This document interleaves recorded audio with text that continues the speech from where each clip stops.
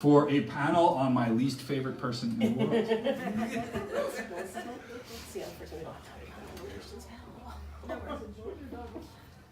All right, so yes, this is going to be a fun one. I am looking forward to that. I would like to welcome you all to the panel that we're calling Norcross, a love story between a man and a city's pocketbook. George Norcross, getting a lot of use out of the Norcross bug here. Norcross is an extremely, for anyone who doesn't know who he is an extremely powerful Democrat political boss. His reach into government here in South Jersey is actually pretty hard to understate. And he does it all for the enrichment of himself and his family. They run Camden and pretty much every other part of South Jersey. And he's unelected. He's just a rich guy that buys power. And when an unelected person has this much sway over politics, he can cause a lot of damage. And that's what we're talking about here tonight. And I joked earlier with Brian about the North Jersey, South Jersey divide. But really, in all seriousness, people like Norcross and Sweeney play up that divide for their own benefit. They see 75% of the resources, in theory at least, going to North Jersey. And they shout loudly about it because they don't think 25% should be going to South Jersey. They think they should be getting 15%. So that's why we have three panelists here tonight. Melissa Tomlinson, Lael Bratton, and Vida Neil down there on the end. Let's go down the line, introduce yourself, say what organizations you're with, and a little bit about how Norcross or the power bosses or the power structure has impacted you in what you're trying to accomplish or what you've seen in your city or what you've seen in your work. We'll start here with Melissa and work our way down. Okay, hi everybody. My name is Melissa Tomlinson and I'm involved in a couple different organizations. In New Jersey, I am a board member of South Jersey Women for Progressive Change. And nationally, I run a group called Badass Teachers Association. We are a public education advocacy organization. And this is originally where I first started kind of coming up against the Norcross wall. Right? When somebody has power, they put blockades up against what is right for the people. So when it comes to public education, we're very firm believers in public education as being kind of the last bastion of democracy, right? We need locally elected school boards. We need communities having a say in what happens in their schools because the schools are there for the children. That's the future of the community. So when it comes to Norcross, he has an interest in the privatization of public education, the building of the Renaissance schools and charters in Camden, closing the public schools, and taking away those democratic rights of the citizens and the communities in Camden. All right. Hi, everybody. I'm Lael Bratton. I am currently the co-chair of the South Jersey DSA. I was born and lived under Norcross. Rob Andrews was my congressman for my entire life until Norcross took his spot in 2014. And my run-ins with him since becoming an activist have been nothing but negative. I remember going to a town hall at one point and berating him about universal health care. I called him out for his brother being chairman of the board of Cooper Hospital. And he got red in the face and yelled at me to shut up. The liberals in the crowd really loved that one. But I wouldn't stop yelling at him until he gave me an answer on whether he would support Medicare for all. I think his answer was something along the lines of, wait until we're back in power and then we can talk about it. And I guess the time's finally come, so I'm ready to talk whenever he is. The town that I currently live in, my mayor is drinking buddies with Donald Norcross. And both Phil and George are on the payroll of our town's municipality charter. Which I think is probably the case for most of your municipalities as well. And my role as an activist is to bring that to light and to try and wear it down a little bit at a time. Hi, my name is Vida Neil.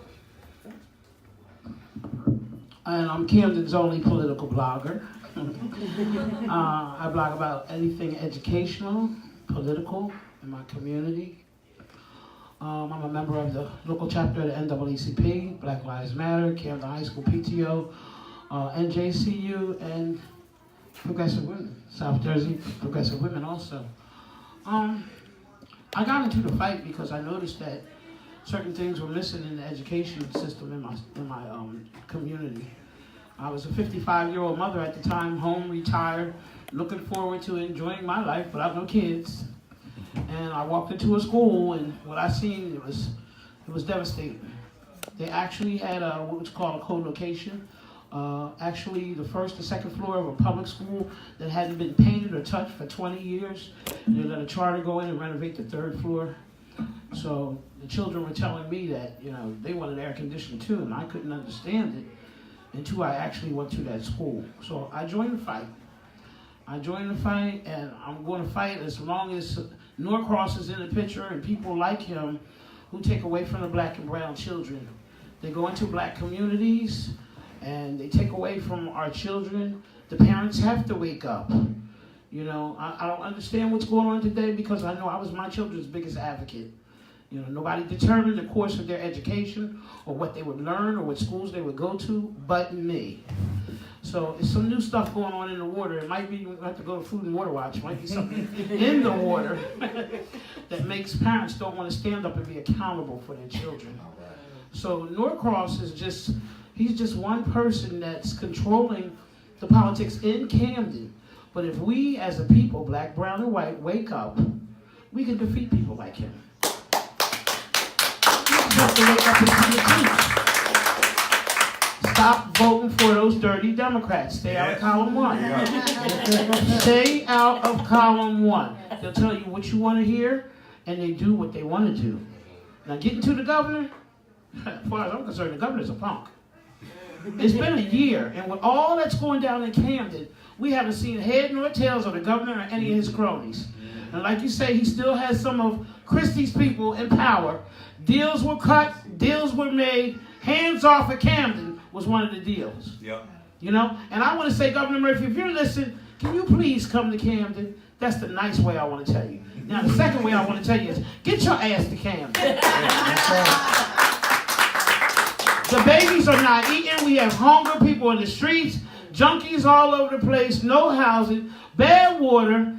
Okay, we're going to talk about the hazardous waste in our communities, of how many sites we have on the Superfund list that are exposing our children to hazardous waste. The food comes from the prison. I could go on and on and on. Camden has been a dumping ground for over 30 years for Camden County. And Norcross wants to clean it up. He got $2.2 billion, okay? But he's making sure him and Sweeney that them jobs go to his people, not people in the community. So we have to wake up and do better by our community and by our people. Stop voting for Democrats. And Norcross, they're watching you. All right, so I know, Lael, you were doing a little research before, things to talk about Norcross. Did you get any good, key pieces you wanted to bring up? Oh, yeah, sure. Do we want to talk about how we got started? Sure. So what I've learned is that George Norcross is the pettiest man in New Jersey. The entire reason that he got started was an act of revenge. Back in the late 80s, early 90s, the Republicans ran South Jersey, even in Camden County. And George went to the head of the freeholders of Camden County, I forget his name, I think it's Lampett, asked him if his father could be the head of the racing board, and Lampett leaned over his desk and said, "Fuck you and your father." So that turned into Norcross running a man against him for a freeholder.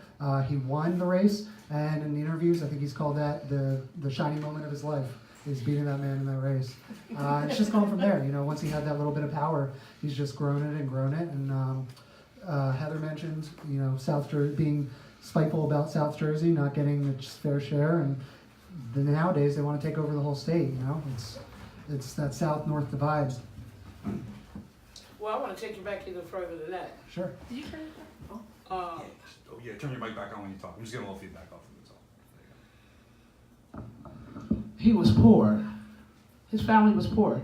He came from Pennsauken, where I came from. Yep. And they lived on top of a grocery store. Okay? He wasn't born into wealth. He was born into poverty. And that's why wealth is so important, because if you take a poor person, you know, and they get some money, they try to hold on to it, you know. And he came from a poor background in an area, a black part of Pennsauken he lived in, okay? So him and his brothers, they lived on top of a grocery store. Everything wasn't rosy, you know, it might have been one of those 2-bedroom apartment grocery stores, and now he's a millionaire. So his family has capitalized off of the backs of black people in the community of Camden. At one time, he held the insurance policies for the school district. That's really how he started making his money, when he got involved in buying insurance policies for the Camden City School District, okay? So he's always had his money, so to speak, he's made his money in the hood. He made his money off of black people in black communities. And he's still making money off of black people in black communities. And I think it's worth noting, too, that he's then trying to drive black and brown people out of those communities, Yes. like he's doing in Camden. Yes. Would anyone like to talk about the gentrification that's happening in Camden? Oh, the gentrification is real. If you come to Camden, you look around, it's really sad. Because they started off by saying they wanted to, you know, the gentrification, we didn't know that the CUSAC report for the state of New Jersey is how they started gentrifying our communities. Out of the 5 areas in education and 5 districts that have been taken over, they all have the same thing in common: black and brown people, waterfront property, and poor. You know, so they used the CUSAC to give an excuse to go in and take over the school district. And you know where you're being gentrified because it's your schools, your police department, your water, and your housing. And all that is under attack in Camden currently. If you come into our city, you see that he's building what's referred to as a bubble city, a city within a city. So, you know, he claimed to have 400 police officers they want to hire. President Obama came in here and gave his stamp of approval. You know, he's one of the worst presidents we ever had. Came in and allowed them to gentrify the city. So now, out of the police department, you actually have the sheriff department with Cooper Hospital logo on it. Well, sheriff department has a hospital's logo on it, you know. You have, out of the 400, well, they said 400, I think we got 220 cops, because they keep coming and getting certified, and then they go back to their hometown, because nobody's going to put their life on the line for like, what, $30 an hour or something? They cut the salaries in half. So primarily, the cops are just there to guard his city that he's building. If you go into the inner city, you ain't going to see too many cops. They're scared to go in there, first of all. They're hiring young Caucasian guys between the ages of, say, 21 and 25. They're scared as hell, you know? So you have to look at what he's doing. He's making people think on paper that he's hiring Camden residents, which he's not. He's not hiring nobody from Camden, you know? And then you take like Hotech, EMR, American Water. Most of these companies have a racist background. And when you look at somebody like Subaru, you got what, $250 million to come 5 miles? And you put all your employees with you?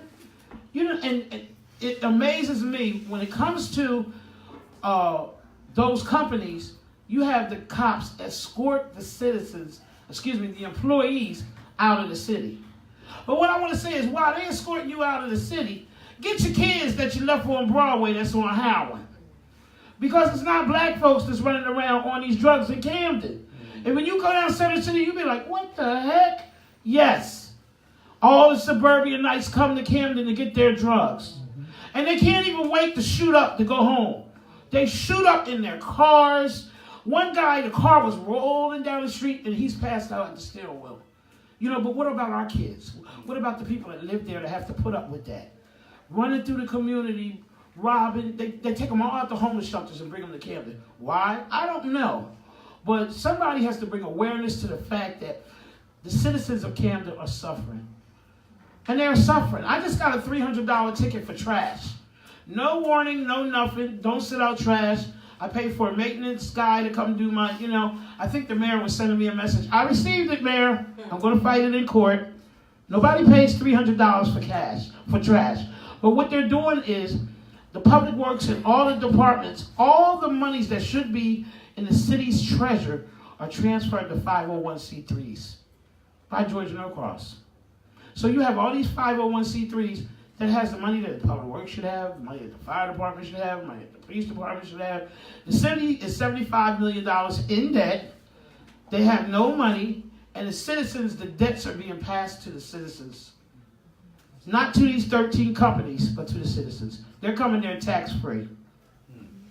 All right, Melissa, I see you're taking notes over there. Do you have something you wanted to do, say before we take a question from the audience? Actually, I was really interested in what Vida was just saying about the 501c3s and the story she's telling us about Camden, because we're really kind of in a unique position, not unique, but down here, right, we're watching what's happening to Atlantic City. We've already sat and fought against the privatization of the water, which, New Jersey American Water Company has connections to the Norcross family through lobbying and a family member. So, it's really this area's chance down here to watch. We've been fighting against the takeover of Atlantic City Public Schools.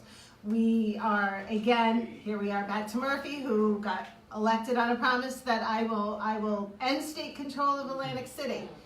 We're under more state control in Atlantic City. We have the college in Stockton, it's a good university, they want to do good things, but not everybody involved always has the best intention for the residents in Atlantic City.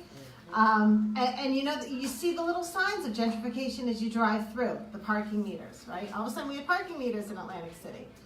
I saw my first white guy next to Stanley Holmes with his man bag looking at his Google Maps on the phone.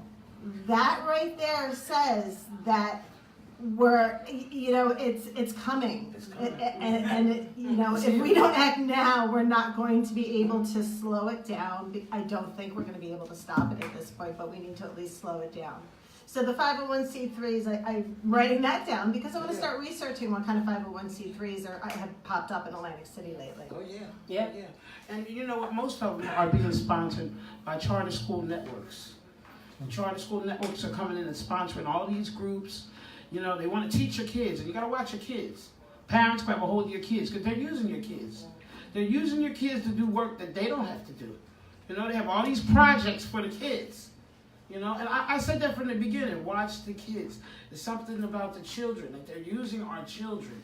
And, all these groups are popping up, and they're claiming to do this, that, and the third in the community. And at the end of the day, our children have basketball courts with no rims. They have community centers with locked doors. They have no programs that mean them any good that they can go to. Any educational programs, You go into the school district, you got English learners, special ed, everybody in one classroom. You can't learn, especially when you have people that can't speak English in your classroom. The teacher has to stop and teach them something and teach the rest of the children. The IEPs aren't being addressed. The special ed money is being abused. They go in and attack different sections of education, and they create dummy groups. I'm going to give you an example. We have our DPAC and our CPAC in our school district that brings in the funding for the special ed and things of that nature. And then the district creates district roundtables. Well, all they do is sit and talk about issues, but they don't want to solve them. See, that's just on paper, they want people to believe that they're doing something for the citizens. But these roundtables, no, they're not here to solve any problems or to help anybody's kid or anything of that nature. They are, and if you nail it down, most of these charter school movements, the Renaissance, are the worst. The Renaissance charter have this catchment area where if a school shuts down, they have automatic enrollment for the children. So what they do is strategically shut down schools. You have your neighborhood schools. So in your neighborhood, you might have two elementary schools, a middle school, and a high school. So what they'll do is shut down the middle school, the elementary school, and the high school to make your child travel all the way across town to another school. And that other school is going to be a charter school because you have one enrollment, a 501c3 that says, hey, we know what's best for your kid.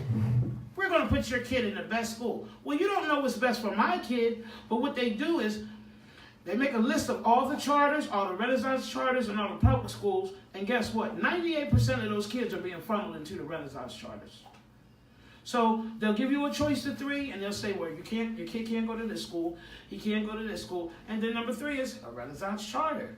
So we just had some advancements because all the charter schools just pulled out of one enrollment. So now we just have our public school district in there along with the Renaissance schools. But we have a superintendent that they're saying, oh, she's from Camden. No, she sits on one enrollment board, okay? She's a Norcrossy. She's a Norcrossy. You can tell by the way she moves and the things that she does, she's not for public education. So their job is to dry up public education and the resources. And the housing in Camden, oh my God, we ain't gonna talk about the housing. So it's the water, the housing, the education, the crime rate. If you're black in Camden, you are 447 times more likely to get locked up, beat up, and convicted. Okay? So the crime report is out. There was assault amongst our people since President Obama came there and he introduced all this technology. I mean, they have a video that would make you think that you're in Afghanistan. The weaponry that they have and that they're capable of unleashing on the citizens of Camden, never been heard of. Never been heard of. Because we realize now that we are a test city. And then we have to worry about Hotech International. They make nuclear parts. They strategically put that corporation right on the water. That gives me big fears because we know you need water for nuclear parts, right? And why would they put that company right there unless they have intention on either bringing some in, storing some, or making some?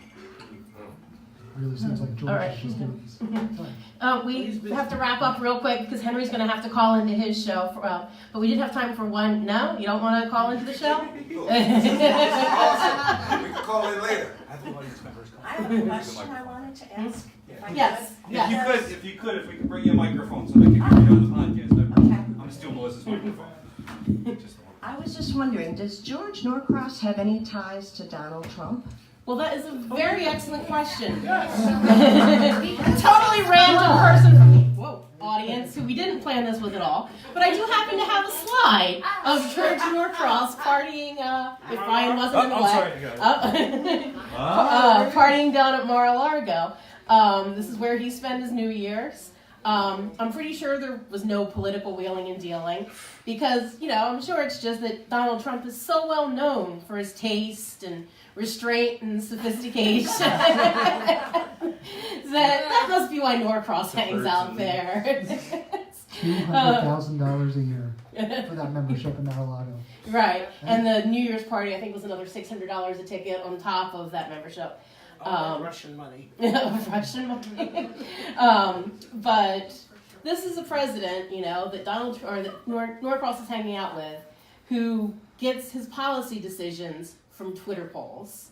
And I'm sure that seems perfectly reasonable to him. But, the internet is not really the best place to get your policy decisions from. Because the internet also did name a boat, Boaty McBoatface.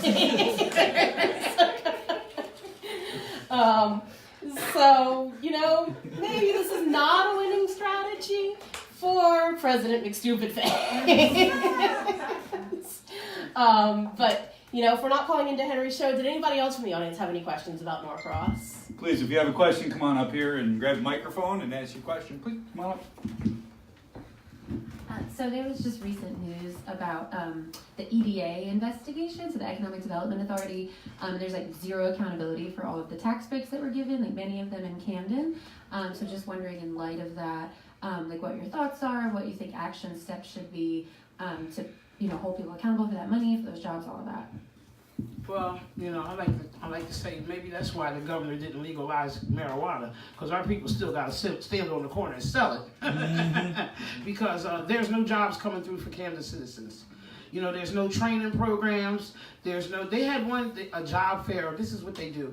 They said they're having a job fair, and they call up all the Democratic committee cronies and their kids and their nephews and nieces, and they set up tables and they act like they're giving people jobs. Are you kidding me? And when you go in there, it's just, they're all politicians. The people that are working on these projects are coming from out of Philadelphia and the surrounding areas. They are not Camden citizens. I don't think there's at a $2.2 billion and 13 companies, I wouldn't say it's 30 people from Camden working.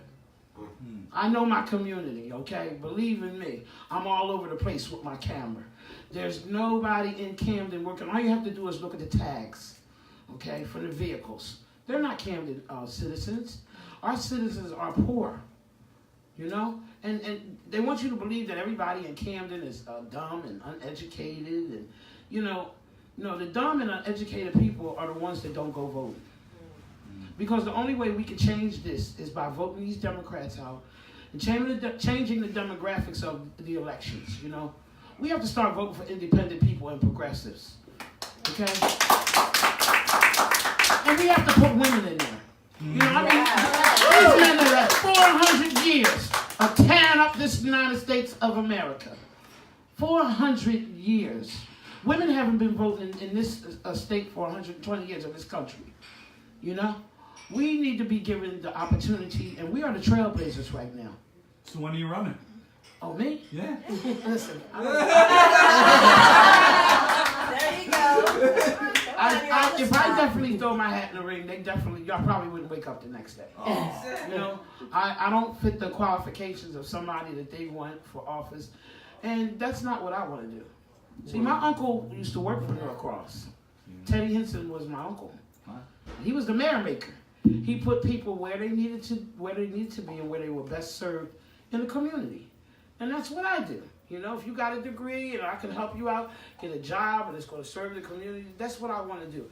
I never want to run for a political office, not under any terms. Not because I'm a truthful person, and you can't be a truthful person and run politics in South Jersey. I'm sorry. I don't care what you say. As far as these Democrats is concerned, I don't trust none of them. I don't believe none of them. I don't vote for none of them. I don't like none of them. Because what they're doing to my community, and I see every day, children, parents call me, parents sleeping in their cars, parents hungry. I place parents in hotels. I let people stay in my home. Emily knows this. I feel sorry for people. This gentrification is real. It's real. The same houses we pay $500 and $600 for are going for $1,400 or $1,500. The same places. They're going in, they're renovating them. The senior towers where seniors are living for minimum of subsidies are being renovated for $1,400 a month because they have skylight views. So where are the seniors going to go when you throw them out? So he doesn't care about none of this. The police department, they don't protect our people. There's no housing for the people. The water is bad. The water is Camden's water. You cannot drink it. It is toxic. It is toxic. They shut down Pewcheck Station in 1975. I used to work there, okay? And we have an old ancient sewer system, an all-in-one sewer system, where everything goes into one, dating back to the early 1800s. So you just don't have lead. You have some pipes that are still wood in Camden. So so all these companies coming in, the water's no good. Let's try to tell you, the water's no good. Maybe y'all change your mind or hire some people, fix the water first. So until they get the water, the education, and the police department right, he's going through the gentrification, but we are still fighting back. We have groups that are fighting every day. We don't want you to think we're just sitting around doing nothing, So all I'm going to say is to Atlantic City people, wake up. Melissa Lovelight is strong. She knows what's going on. She's been down that road. She's a great sister. She's my sister. She's been there for us in the beginning. She's there for us if we need her. And she knows the truth. So if she tells you it's coming, it's coming. Believe her. All right. Thank you guys so much for this panel. It's been great. I love hearing you guys. We have one more panel for this.